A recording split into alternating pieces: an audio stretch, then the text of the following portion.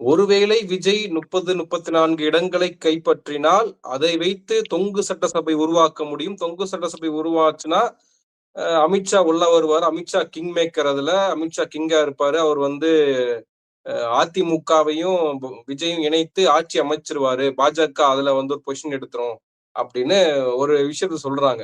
இப்ப இந்த மாதிரியான நரேட்டிவ்ஸ், ஒரு யூகங்கள் அதெல்லாம் சொல்லப்படுது இல்ல, நீங்க எப்படி அதை பார்க்குறீங்க?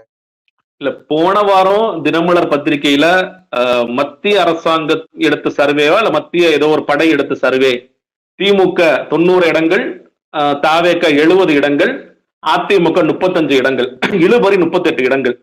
சோ நீங்க கணக்கு பண்ணா ஐயோ ரொம்ப ஏற்கனவே இழுபறியா இருக்கு, 38, 35, 70, இது 3 பேரும் சேர்ந்தா சரியாயிடும், அப்ப திமுக எதிர்கட்சி ஆக்கிட்டு ஆக்கலாம் அப்படின்ட்டு அப்படி ஒரு நரேட்டிவ்க்கு முயற்சி பண்ணாங்க.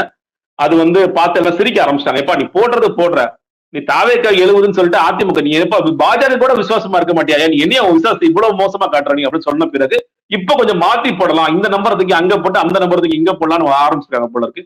இது எதுவுமே நடப்பதற்கான சாத்தியங்களே இல்லை. நான் சொல்றேன், நீங்க விஜய் தனிச்சு போனாருன்னா நிச்சயமாக அவர் வந்து ஒரு சூப்பர் ஸ்பாய்லரா இருப்பார்.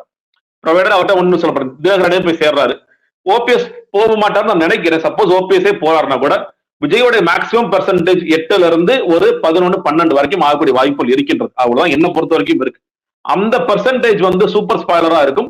திமுக வாக்களை பிரிச்சிருக்கும். ஆனா இவங்க அதிகமாக பிரிக்க போகின்ற வாக்கள் என்பது ஆன்டி இன்கம்பன்சி வாக்குகளையும் அதிமுக வாக்குகளையும் பிரிக்க போகுது. அப்படி பிரிச்சா அது திமுகவிற்கு ஒரு அபரிதமான வெற்றியை கொடுக்கும். இவர் சொல்ற அந்த 34ங்கிறது ஒட்டுமொத்தமாக அதிமுக கேம்ப் வாங்குவாங்கன்னா கூட இன்னைக்கு என்ன பத்தி கொஸ்டின் மார்க் தான். 200 இடங்களுக்கு மேல திமுக வெல்றதுக்கான அத்தனை வாய்ப்புகளும் இருக்கிறது. எதிர்கட்சியாக இப்ப எடப்பாடி பழனிசாமி சொன்னார் இல்லையா, 210 இடங்கள் வெல்வோம். ஏன்னா ஒரு எதிர்கட்சியா எதிர்கட்சி தலைவரா இருக்கிறதுனால ஒரு 24 இடங்கள் அவர் பெருந்தன்மையா விட்டு கொடுக்கிறாருல, அந்த 24 இடங்கள்ல தான் அதிமுகவை செருவக்கூடிய வாய்ப்புகள் அமையும். அதை அவர் புரியாம நீங்க வந்து டெல்லியில இருக்கவர் பேசிட்டு இருக்காரு.